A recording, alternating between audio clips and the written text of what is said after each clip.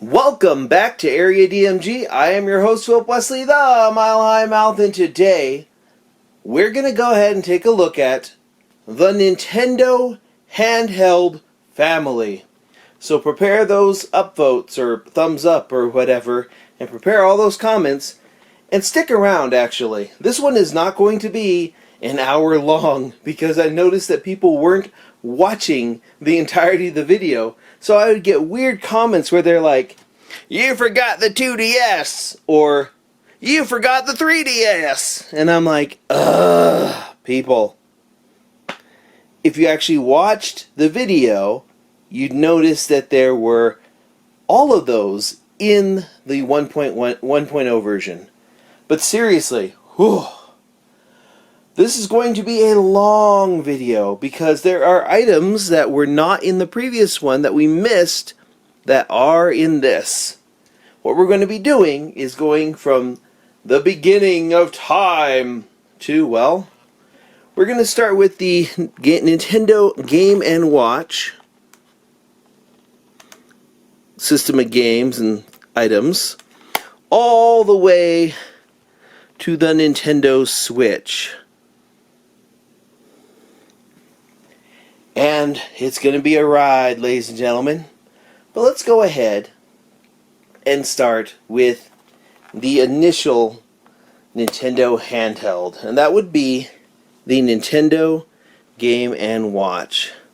We will have additional information about all of these systems at the end of the video in a series of instructional slides that goes over in depth pretty much an encyclopedic version of like everything about these, okay? We will do that, but that'll be at the end of the video, and if I sat there and talked through it, this video would be 4 or 5 hours long. Whew! Anywho, this is a Game & Watch game. The Game & Watch from Nintendo was essentially a simple game and an alarm clock. You could pick two different types of the game, one which was slightly harder or faster, and then a time. It had an alarm, and they all had separate buttons. This is one of the dual screen ones. Some of them had one screen, some were color, had a actual kind of color LCD in it. They're similar to Tiger LCD games, except unlike Tiger LCD games, these don't suck. These are actually pretty good. My favorite one is Fire, and there was even some based off of games like The Legend of Zelda or whatnot. In fact, these have been kind of re-released. There are Nintendo Mini Classics, like this is a Nintendo Mini Classic of Fire. Let me go ahead and move that out so that focuses. Yep. And this one you move back and forth.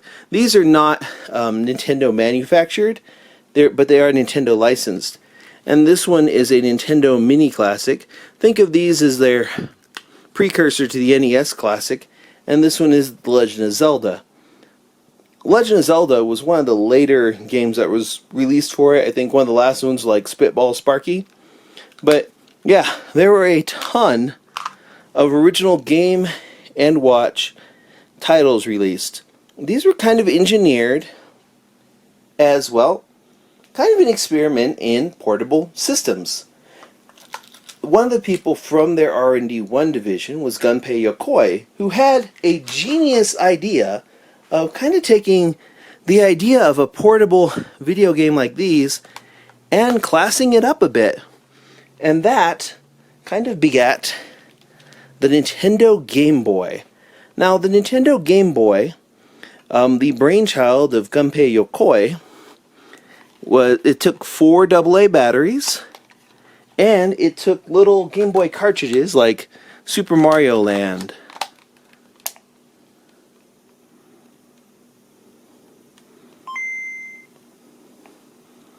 We all love this.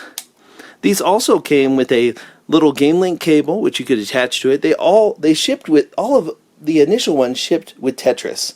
This actually launched for about $100 in the United States, making it much cheaper than the Atari Lynx or the Game Boy, or the Game Gear. The difference, though, is that the Game Boy only had a black and white LCD screen that was passive, meaning it blurred a lot. its other competitors were, well, the Game Gear. And the biggest difference is you could, it was a little difficult to see the Game Boy. It wasn't in color, and it wasn't something you could play in the dark. Well, Nintendo did, however, address the Game Boy and the color issue by introducing a color Game Boy. This is from the Play It Loud line. It's the exact same item, but they started putting them out in different casing colors, which was kind of amusing actually when that came out, because it was a huge thing at E3. They're like, finally, Game Boy's getting a little bit of color. Everyone's like, oh, a Game Boy Color? And then Nintendo was like, Play It Loud, color Game Boys. Oh, Nintendo. Anywho, this gave way, eventually, to the incredible, well, they did actually release a system that had color around the time of the Game Boy. Well, the next handheld that they released was, oddly enough, the Nintendo Virtual Boy. This one came out around the same time as the N64 got delayed, and they needed something to keep people kind of interested in Nintendo products. They needed a new product. So they launched this bad boy.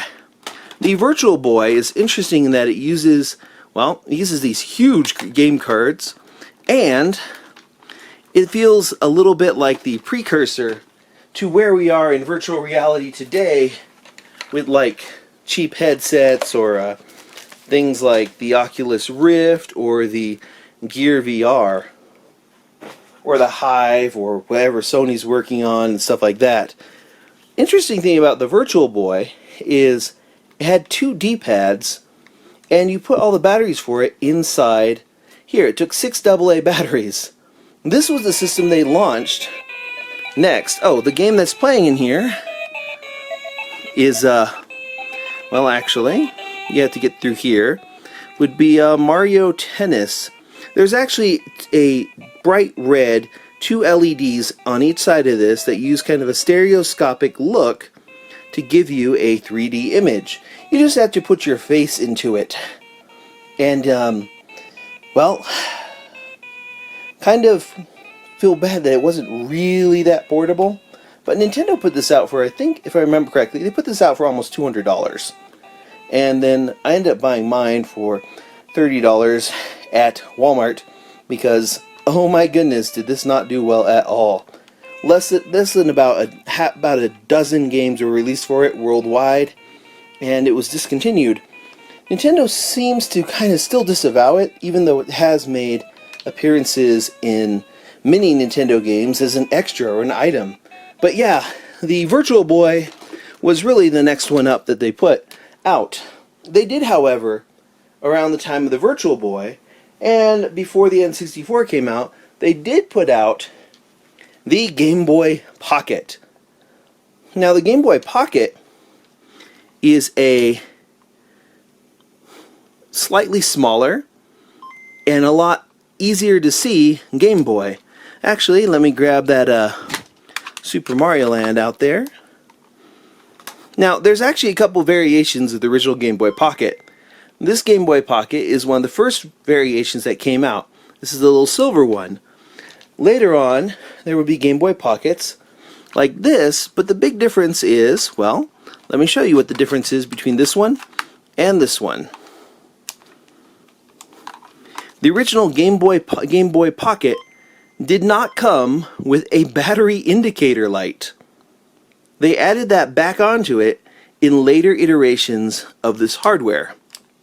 Now, that still doesn't solve the problem of being able to see these in the dark. So about the time when the Game Boy Pocket was getting an iteration, the N64 was on its way to failing, and the Virtual Boy had already died, Nintendo put out the Game Boy Light. The Game Boy Light took 2 AA batteries, and it had one additional item. Played all the old Game Boy games, and it could play them, well, if you can't really see it too much here. Ah, there you go.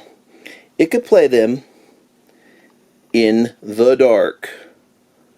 It had a backlight, a green backlight, which actually is pretty great, and actually made it a little bit easier to see this device in the dark. But there's one more thing that they really should have done for that. I mean, the N64 was doing okay. They were about to launch something called Pokemon, and, well, they had just launched Pokemon around the time of the Game Boy Pocket, and the Game Boy was just doing really well. You know what they needed, though? They finally needed to take it into the next generation. So, along came the Game Boy Color. Of course, we're going to show you off this one, actually. The Game Boy Color represented, oddly enough, a split between that. It could play your old Game Boy games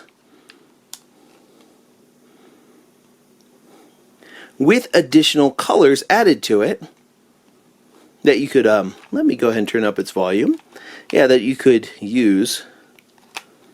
Oh, let's turn up your volume. Oh no, this one seems to have some issues with its speaker. Well, I'm gonna have to take that apart and fix it. Anywho, let's go into this one real quick. Let's put these into this.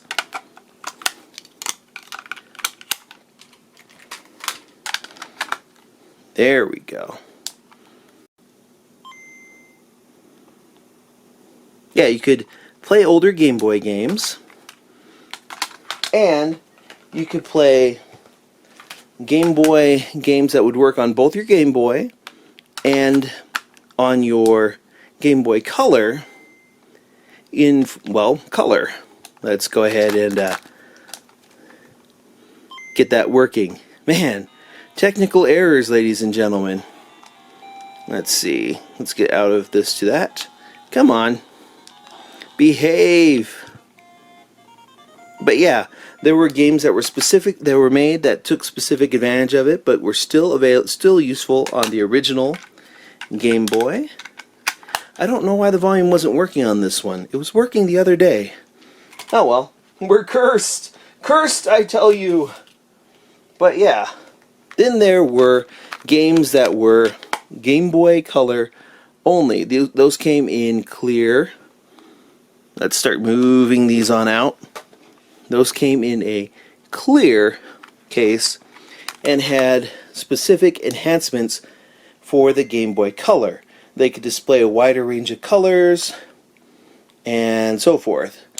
Before the Game Boy Color came out, though, there was a way that Nintendo allowed you to play your games on the TV in color with the Super Game Boy. Now, most people are like, that's not a Nintendo portable. Actually, it is. The guts of the Super Game Boy are the guts of a Game Boy, but with additional firmware enhancements. What's kind of interesting is that there is another version of this called the Super Game Boy 2 that is clear and has a Game Link cable on the side. We didn't have one for demonstration in this video, but you'll see a picture of it in the slideshow at the end of the video. Anywho, this one was kind of interesting in that it actually didn't play Game Boy games perfectly. It had a little issue whereas the Game Boy, all the way up to the Game Boy Color, had went at 59.9 frames per second, but this one would display them over 60 frames per second, so stuff was a little overclocked. The blue one of these, the Super Game Boy 2, included the Game Link cable, a couple extra frames, and fixed that particular issue. Okay, that was kind of interesting. Yeah, about the time of the Virtual Boy and the Game Boy and the Super Game Boy and the Game Boy Color, there was the N64. Now the N64 had a device called the Wide Boy 64, which is actually the name of the game. There was a Wide Boy for the NES.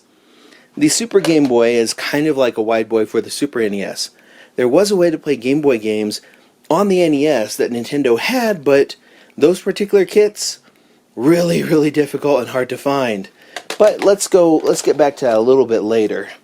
We're going to start moving these over. We're getting out of the Game Boy Color stuff in just a little bit. But before we do that, let's pull this over here. Around the time of the N64, there was, well, Pokemon was the huge thing. So the Nintendo, this is the Nintendo Game Boy Transfer Pack, Game Boy Transfer Pack. It works with a handful of games on the N64 and on the, well, for the Game Boy. The big deal with this one was that it allowed you, using Pokemon Stadium, to play your Pokemon game on your N64 on the TV, and that was huge. But there weren't a lot of games that actually used this, which is kind of a shame. They were originally going to have Perfect Dark use it in conjunction with the Game Boy camera, but that was kind of scrapped because around that time there was also issues with, like, well, there were some features that were scrapped from the Nintendo 64 game Perfect Dark because of the whole school shooting thing that happened around that time. Because what you were able to do with the Game Boy camera, the N64 Game Boy Transfer Pack, and Perfect Dark was, well, you could take a picture of someone and map their face onto the enemies or the shooters in the game. So you can kind of figure that that didn't go over too well with quite a few people. Now, around that time, there were some other little devices, the Pocket Pikachu and the Pocket Pikachu 2. But those, like the Poke Walker that would eventually come with a Heart Gold and Soul Silver, were not counting as part of the Nintendo handhelds because they didn't have interchangeable game cartridges, and even though they were manufactured by Nintendo and designed by Nintendo, they weren't as historically, I guess the best way to put it would be historically important for this. We will do something about those types of devices later on, but we are going to include, well, actually we're getting ahead of ourselves here. We'll get to that in just a bit. Let me go ahead and put that away for a moment. But yeah, the Nintendo Game Boy Color was kind of like the last of a generation. We were kind of heading into a new frontier, and the Game Boy needed to evolve. It needed to advance, and it did. The Game Boy Advance was released. This is the Nintendo Game Boy Advance. It's a 32-bit system, still not backlit, and it would use Game Boy Advance game cartridges.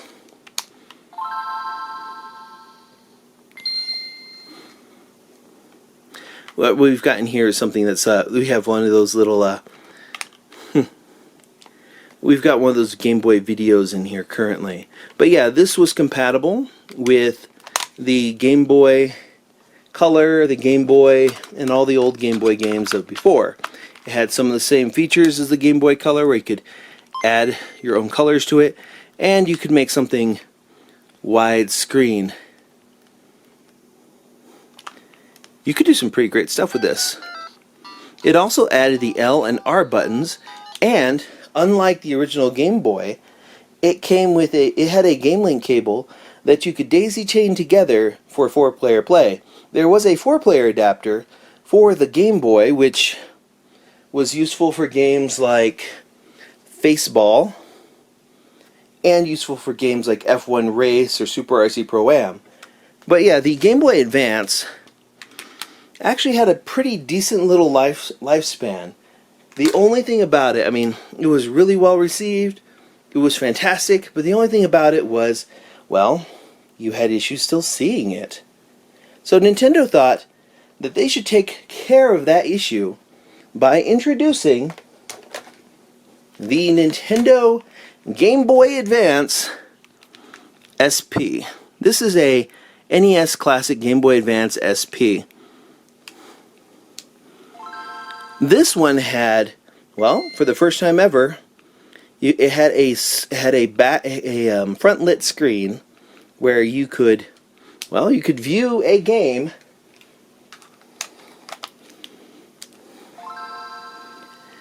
you could play a game in the dark. It could play all the old Game Boy and Game Boy Color games, and you could, for the first time, actually see it in the dark. Now, they did improve that by putting out the Game Boy Advance SP101, which had a backlit screen instead of a frontlit screen. It was always backlit, and then you can make it brighter. So pretty much like stun and kill. Really bright system, really great device. But there was a reason why they introduced the Game Boy Advance SP. It was to, well, the Game Boy Advance was getting a little long in the tooth, and they had a brand new console that they wanted to attach to the system. And let's drag this over here. That would be the GameCube, which actually the GameCube was going to be one of the first really portable Nintendo home consoles. There was a 3D screen that Nintendo developed but never released that flipped over this section here. The thing about it is there are third-party screens that attach to it, but the Nintendo 3D screen for it required you to have the digital AV out that I have on here, and it drew power from the system, and it actually could display a minimum type of 3D similar to the Nintendo 3DS. In fact, the first system with a Nintendo 3DS style screen was the Game Boy Advance SP. This type of screen is capable of doing a parallax, the little border that they did for Glassesless 3D on the Nintendo 3DS. They experimented with it on the Game Boy Advance SP, the 101 version, and on the Nintendo GameCube as an additional attachment. Now, there is a Game Boy player that you can purchase for the Nintendo GameCube, and the most important part of that, though, is make sure that if you decide to purchase one of those, that you get the startup disc. It looks like this. There are many types of knockoffs of these, but you need this in order for the Game Boy player to work properly. What's funny about the Game Boy player is that this is just the hardware from the original Game Boy Advance shoved into a GameCube. Now, you might see this cord over here. What was this for? Well, this was for Nintendo's first attempt at, well, a dual screen device. This is the birth of the Nintendo DS. You have your Nintendo GameCube, and you have your Nintendo Game Boy Advance Nintendo GameCube link cable. Now, this cable allowed you to use this as a secondary screen, download data to it, and play some games on it. If you're using the Game Boy player, you can actually use a Game Boy Advance to control your game on the Game Boy player using this. It was, of course, compatible with the Nintendo Game Boy Advance SP. And some of the games released for this are like Four Swords Adventure, Phantasy Star Online used it. It actually used it for a version of the little KO Garden that was on Sonic Advance. Sorry, not Sonic Advance, Sonic Adventure. And also for the Nights into Dream game that you could actually get for the Game Boy Advance through Phantasy Star Online. And let's go ahead and put that over here again. Whew, there is so much stuff to go through. Well, the Game Boy Advance did pretty well, but the GameCube kind of faltered. Between the Nintendo DS and the GameCube and the Nintendo Wii and the Game Boy Advance, Nintendo and Pokemon Company released the Nintendo Pokemon Mini. Now, this is a great device. It's got a, it takes little cartridges. This is the Pokemon Mini Pokemon Party Mini. It had a Pokemon pinball game for it, and it is a, well, let's go ahead and turn this on. It's got very simple Game & Watch style games. This one here has multiple ones. Pikachu's Rocket Start, Slow King's Judge, Chansey's Dribble, Bellosom's Dance, Hitmonchan Boxing, and Smeargle's Fake Out and Battlefield. And then a clock with Celebi. Yeah, each of these little simple games could use either the A or the B button, or use the, the D-pad, or you could shake it. It has a pedometer style thing in it. On some of these games, like the Hitmonchan Boxing, the basic idea is to watch the game and then shake it.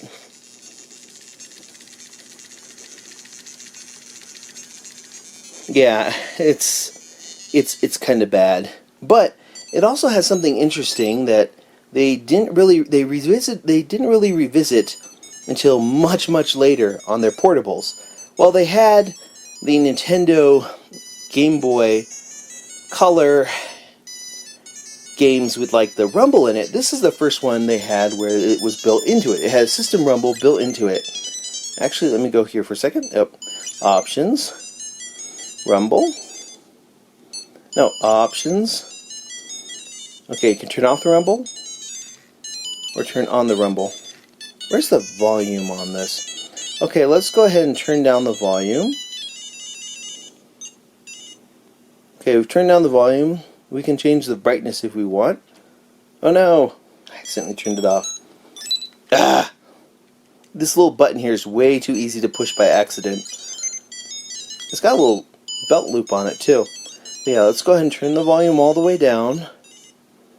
And let's go to rumble. Rumble's off. You might hear it.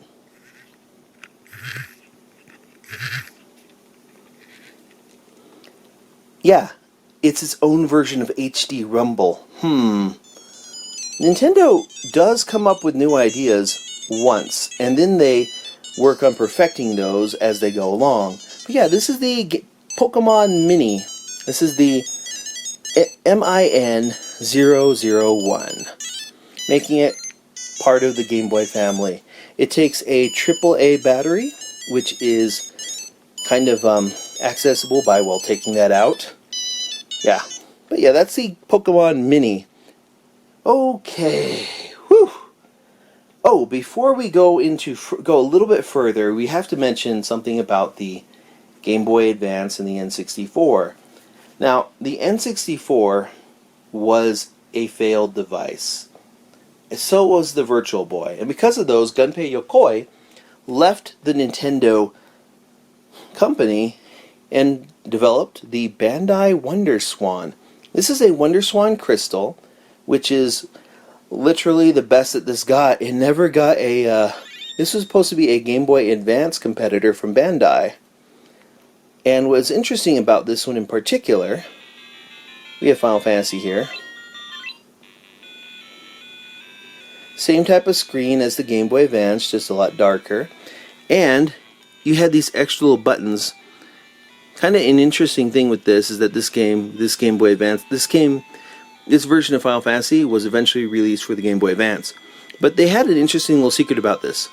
Aside from the fact that, like, the sound was... This was weird. The sound was weird, and the way it's designed is weird. It does have one AA battery that it takes. It has some interesting... Let's go ahead and turn it off. It has some interesting things for that. Like the Pokemon one, you have to... There's a specific way you have to take this off. You have to hold down part of that, and it takes one AA battery.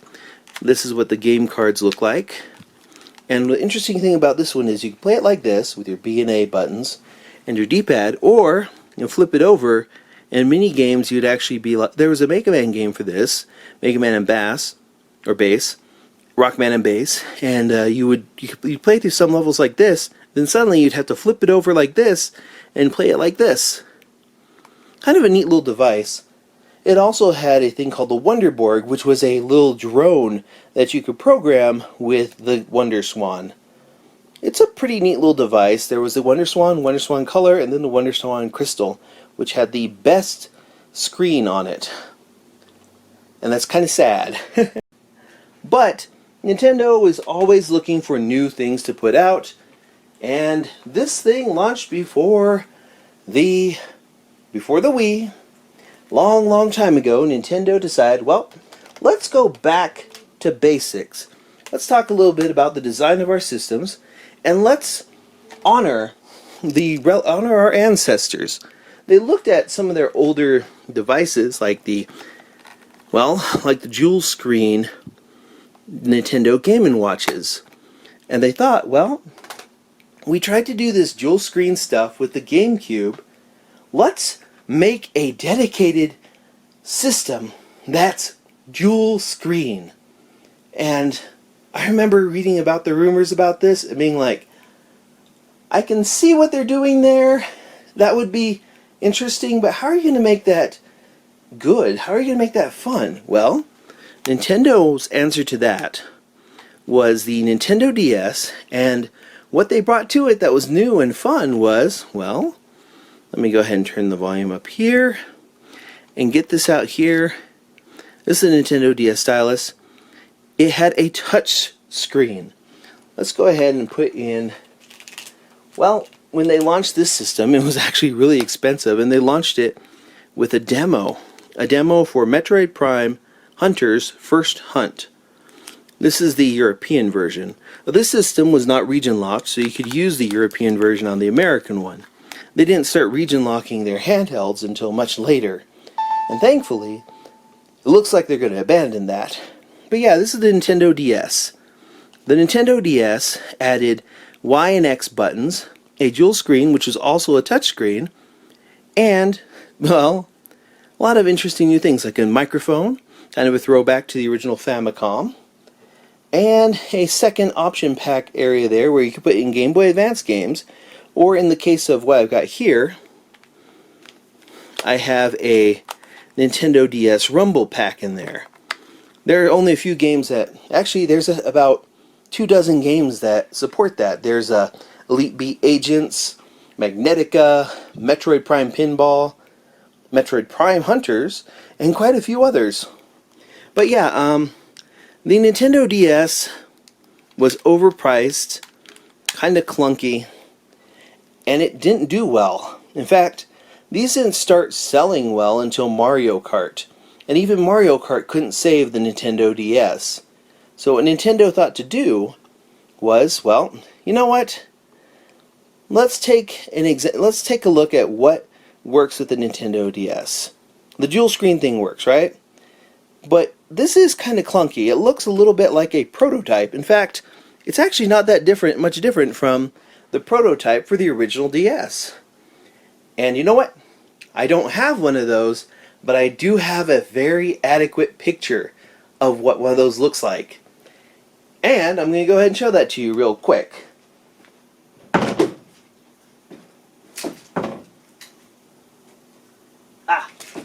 Here we go.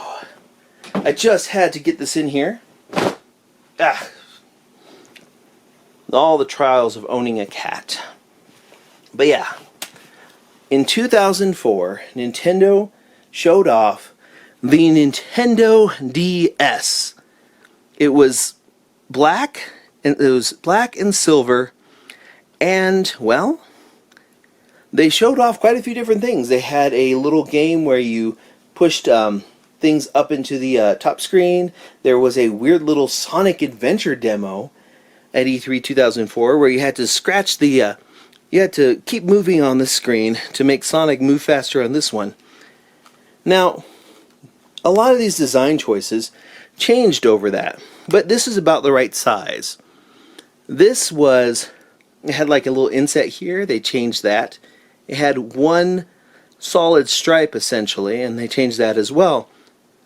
Many of these didn't really change too much from how it started at first. I always thought this was a bad idea, putting the power button right above the D-pad. It's kind of like with the Pokemon Mini where, oh, I'm playing with this, I'm going to accidentally hit the power button. Seriously, Nintendo, bad idea. Ugh. But yeah, this is what they came out with. They took some of the ideas of this and decided we need to make this a little bit sleeker and a little bit easier for people to see, and, well, let's make the battery life a little bit better. And that's when the Nintendo DS Lite was released. Now, the Nintendo DS Lite actually launched around the same time as their Brain Age series and their Nintendog series, which, oh my goodness, those sold so much. But this is the Nintendo DS. Oh, by the way, I have the Nintendo DS Lite version of the Rumble Pack. Had to import that. Same features as the original game, as the original system, but they put the power button on the side this time. Yike. They made the stylus a little bit bigger. They made the screens a lot brighter. In fact,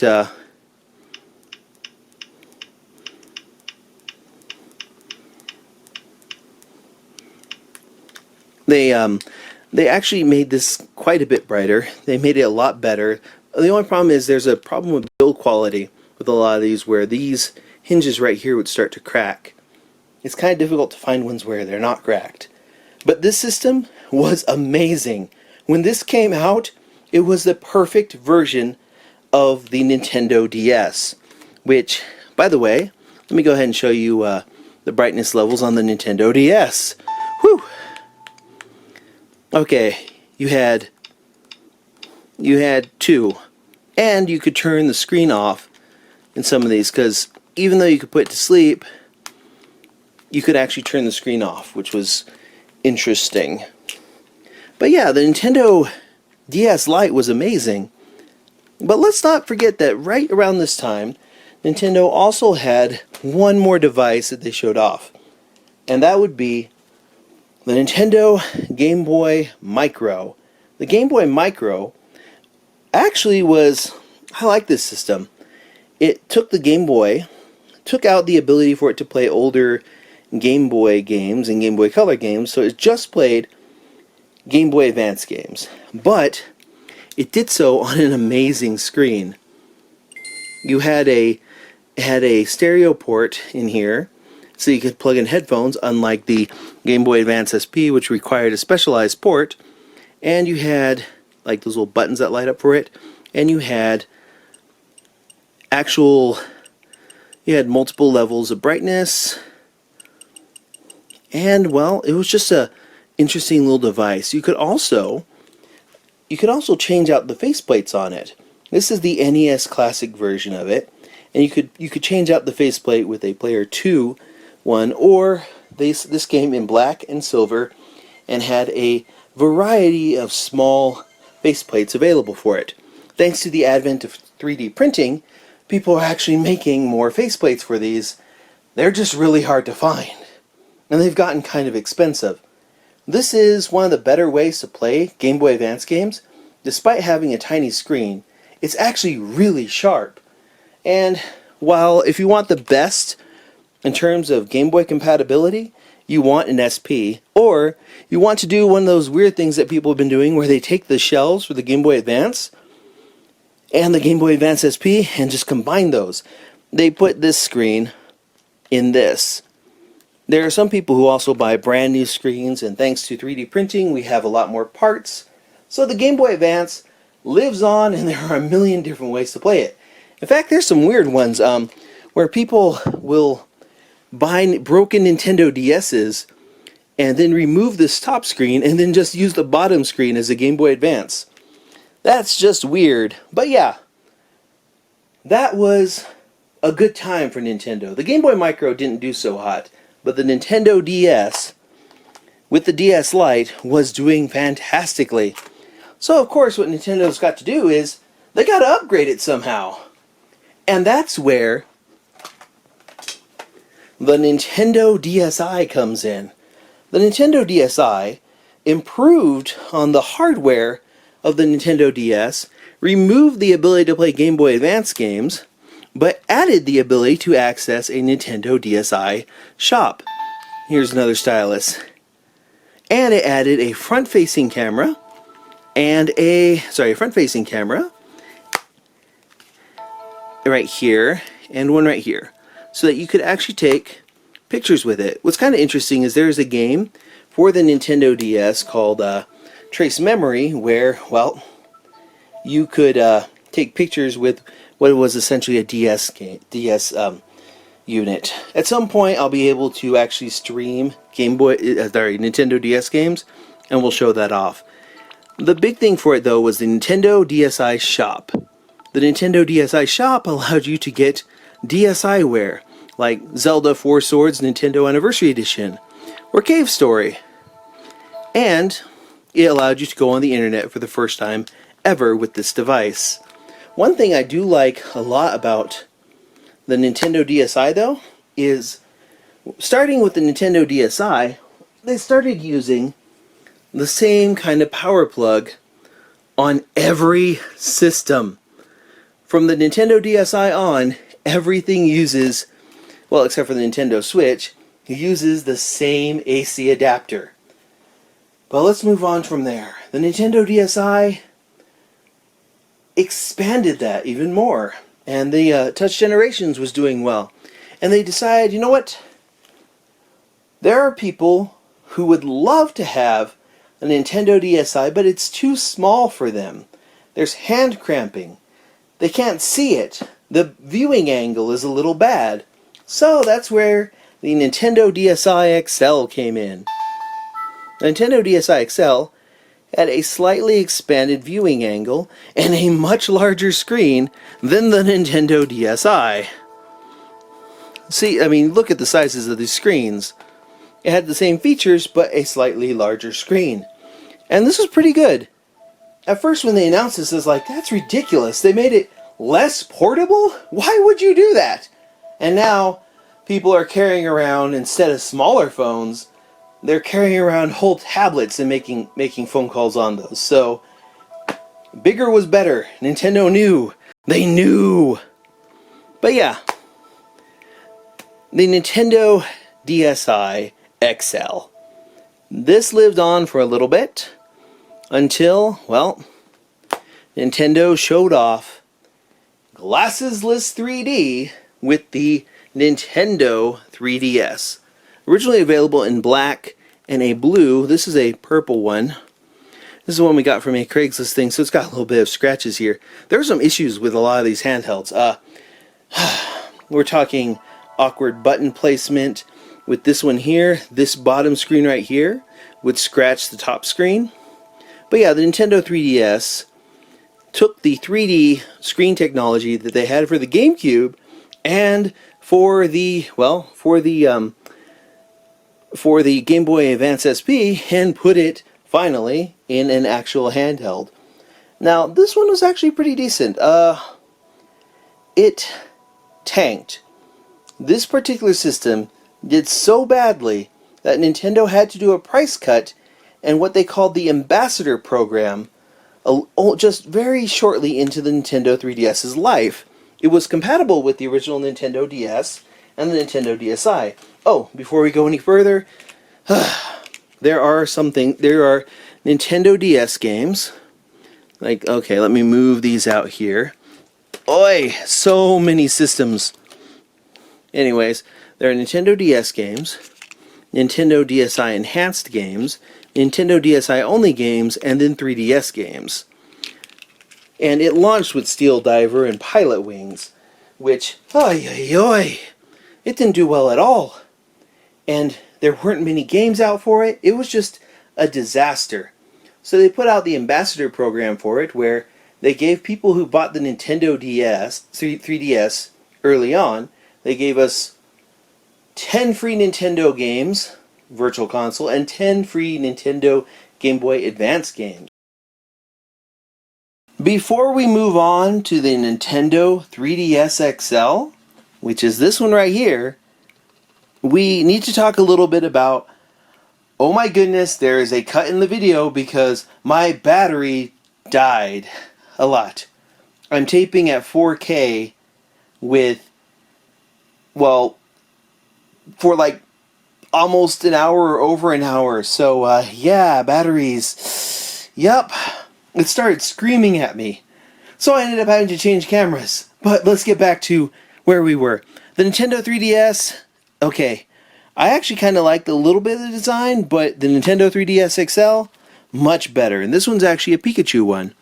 They made the stylus a little bit bigger. They took the lessons they learned from the 3DS XL and created the the DSi XL, and created the Nintendo 3DS XL. Woo! This plays all the old games that the previous one did, and it has a much larger screen. 3D is still okay, you know, there's a 3D up here, your volume and such, and it works out okay.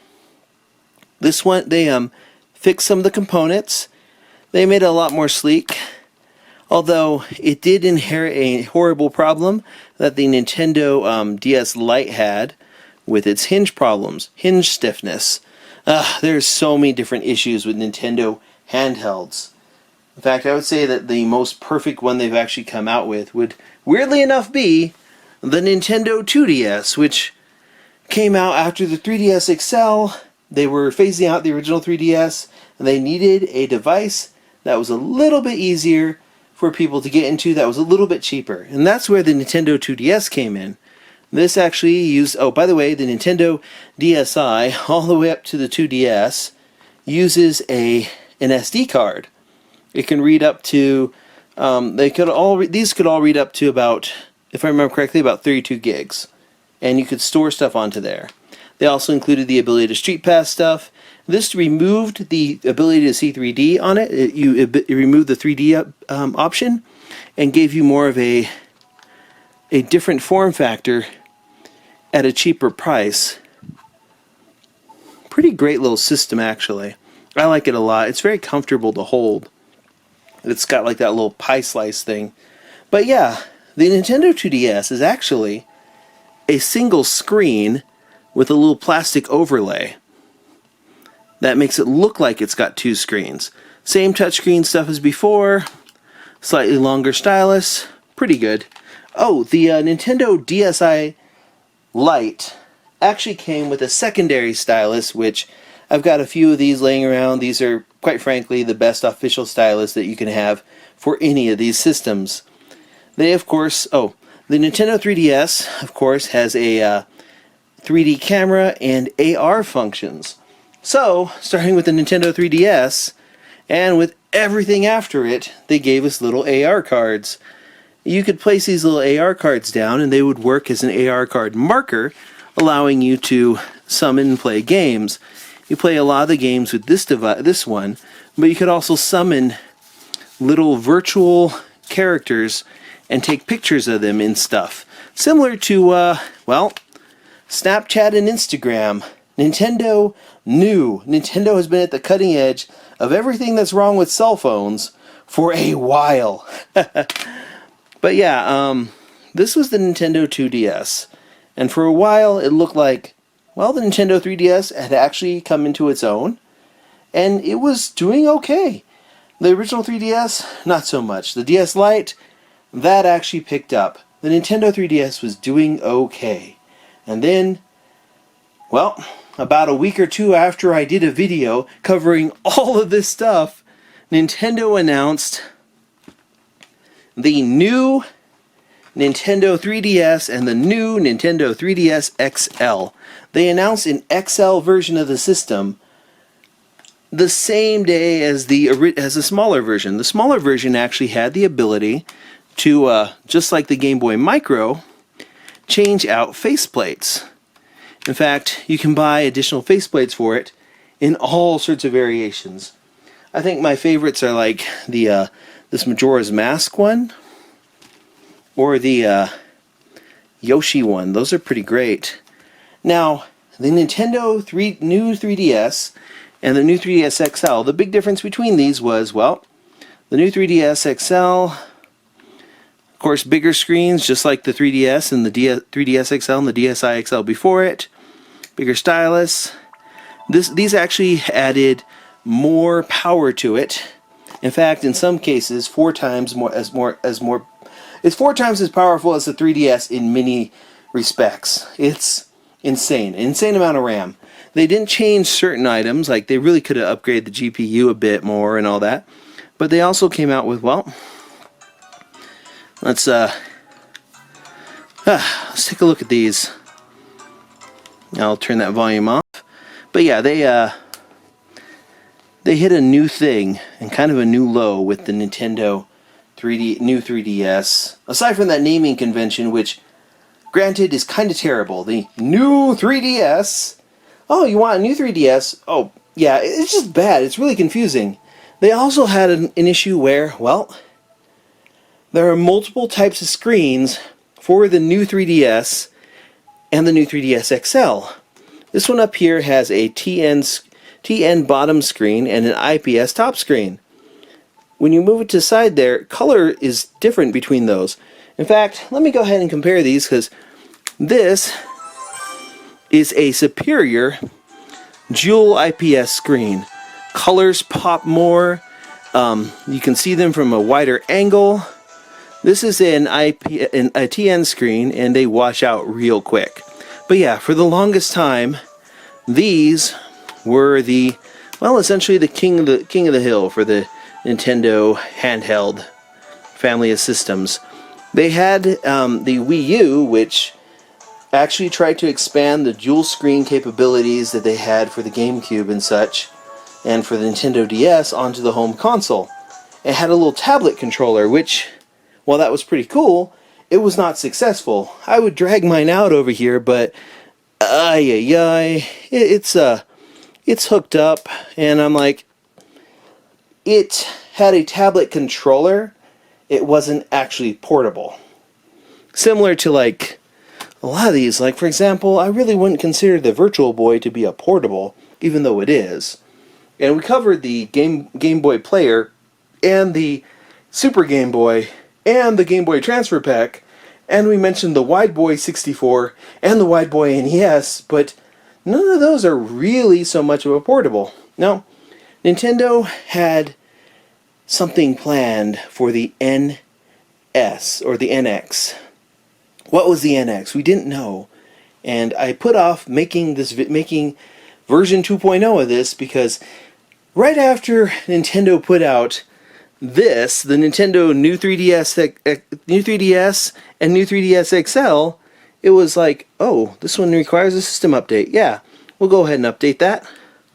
Yeah, it's got like it actually had they added face tracking 3D as well as a C-stick and some additional extra buttons.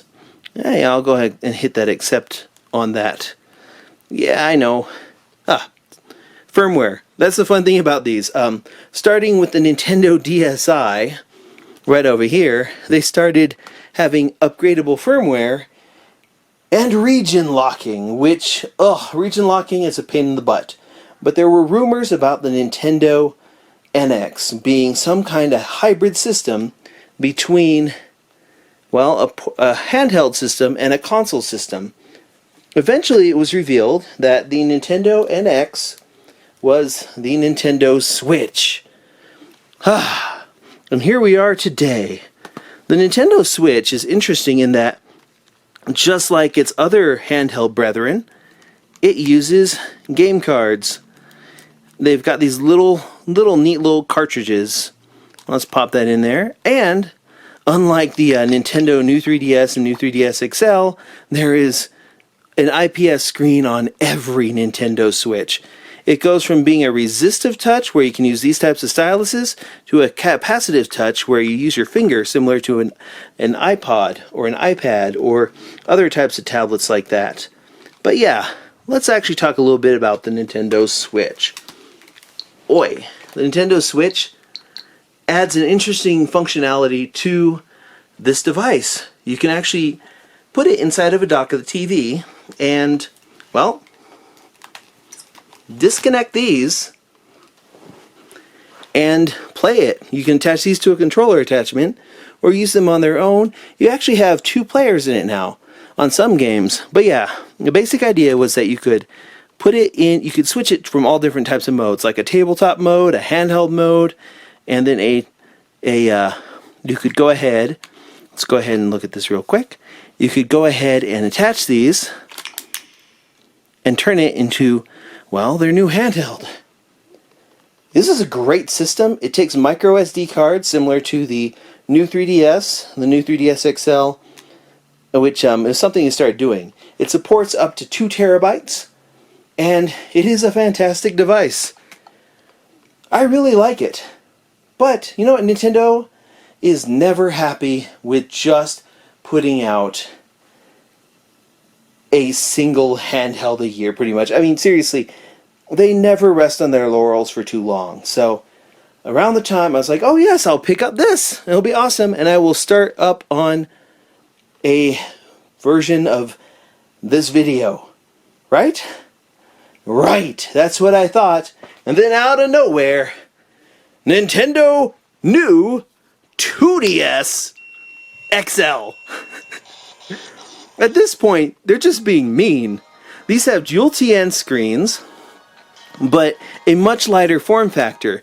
It removes the 3D option of the new 3DS and the new 3DS XL, and it has a lower price point similar to the 2DS, and a new style to it. It's got like that little cover over the game cartridge slot where you put the memory card and the actual game, similar to the Nintendo Switch. They move the speakers down here below, so you have a much lighter top screen. So if you're playing it, you don't have that weird pull on the top of your hand.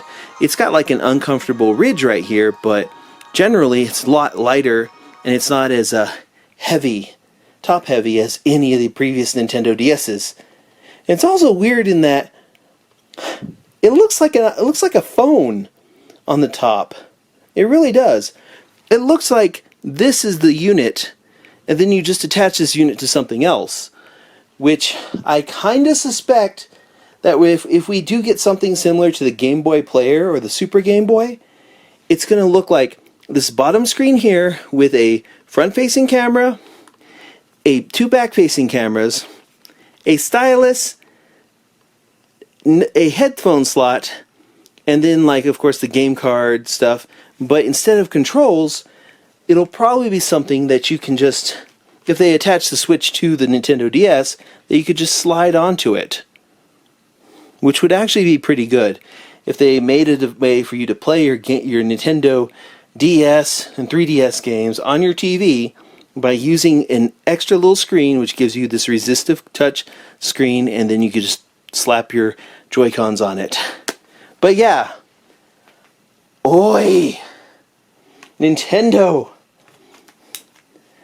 everything, just, they have done so many of these handhelds. There's so many ones here. Before I go ahead and do that little line that people like me to do, where I go ahead and I would just turn on all those Game Boy devices, one right after another, I think I'm going to take a little bit of time to breathe and to, well, let's talk about which one of these are my favorites. Well, right now, I love the Nintendo Switch. That is fantastic. I have personally put in hours and hours into The Legend of Zelda Breath of the Wild. Hundreds of hours. I love it. But let's talk about which of these systems are my favorite. Well, for Nintendo 3DS stuff, I feel that the new Nintendo 3DS that I have right here is the best way to play it because of the dual IPS screens. So this is actually my main unit where I keep the majority of my stuff. But for the road, for pocketability, and for a larger screen, I feel that the 2DS XL is the second best way to play that, especially if you don't care about 3D. It may not have the battery life of the new Nintendo 3DS XL. It has the battery life of the new 3DS, but it is a much more durable system. It's a good beginner system, and it's out right now. It's pretty good. I wish they had released this in the orange and white color that they released in Japan, but the black and blue here is fantastic because it matches up with like the Switch and other systems. Out of the DS line, my favorite ones are the Nintendo DSi XL, the new 2DS XL, and the new 3DS, the small one. I really like how those were put together. For the original stuff, well, I love the Game Boy Micro, and it's fantastic for Game Boy Advance games. Best way to play the older systems is with a Game Boy Advance SP-101, or get somebody who will go ahead and edit one of these things to include the screen from this. Whew! So, there's no good way to play Virtual Boy games, sadly. But before all this stuff came out, my go-to was the Game Boy Pocket. I really loved the Game Boy Pocket. It was one of those systems where I just took this with me. I took my Game Boy with me everywhere. Then as soon as I replaced it with a Game Boy Pocket, that's what I took with me everywhere. For a while, I was actually, it's kind of funny, for a while I was actually carrying around a Game Boy Advance SP and the Nintendo DS because, frankly, I still had Game Boy Color games I needed to play through. Around the time when they stopped making more Game Boy Color games and they de-emphasized the Game Boy Advance stuff, well, the DSi was my favorite for that. If you're a fan of Nintendo handhelds and you want the absolute best way to play the entire collection of Nintendo games, you're going to want to get a Game Boy Advance SP and either a new 3DS, the small one, or a new 2DS. Actually, one thing I've always thought was kind of amusing about the new 2DS, you want the new ones because you can do Super Nintendo Virtual Console. I'm only missing with this between the Virtual Console on the Nintendo 3DS, on the new 3DS, and the Nintendo Switch. The only Zelda games I don't really have access to are Skyward Sword at this point in time, Twilight Princess at this point in time, Wind Waker at this point in time, and then like the variations of Four Swords Adventure. But Four Swords Adventure is available. Weirdly, you have to have actually bought it, or rather got it free on the Nintendo DSi and kept it throughout the DSi, the DSi XL, the Nintendo 3DS, the 3DS XL, the 2DS, the new 3DS, and so forth. So yeah, I have held on to that for a while. I'm also an ambassador, so I have Minish Cap. If you don't have an ambassador system, the best way to play all of the Legend of Zelda games would be to purchase this, and then this. But yeah, that is the Nintendo handheld family. There are so many devices in this thing. It is insane. I love the Nintendo handhelds. I've loved everything about them. They do have their issues. For example, the hinges on some of these ones, the inability to see it in the dark, the lack of color, the weird placement of buttons and speakers, styluses, and other such stuff. Just this system is this entire family of systems is one of my favorite things about video games. I'm not so much of a console person. I'm more of a handheld device person.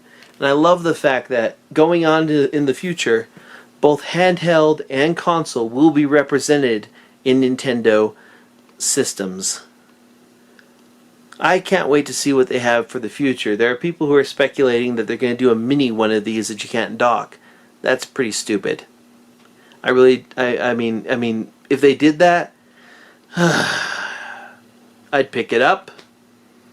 I would definitely do a video about it, but I would complain about it. Unless it's actually pretty good. Who knows? When they announced a new 2DS XL, I was like, what? Why? And then it didn't have it didn't have an IPS screen. If this system had been dual IPS and it were a little softer on these edges over here, it would be the best way to play Nintendo DS and 3DS games, even though it doesn't have the 3D option. But yeah, going into the future, Nintendo's had a very convoluted past with their handhelds, and I look forward to seeing what they do in the future. Let me know in the comments below which of these you've owned, which of these you like, that type of thing. Let me know in the comments below. Hit that thumbs up if you haven't already. Hit that share button if you haven't already. Hit that subscribe button if you haven't already. And, well, make sure you hit that little notification thing so that you are notified whenever there is a brand new video here on Area DMG. Until the next video comes out, or Nintendo releases another handheld, you and I are now caught up.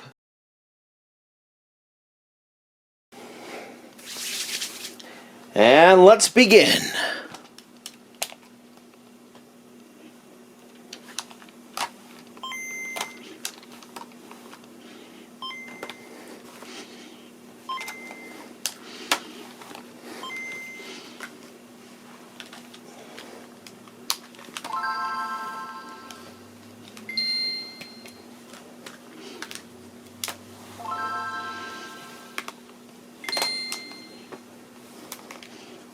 Oh no! Okay, we need to make sure everything's off and all the way up. Okay. Okay.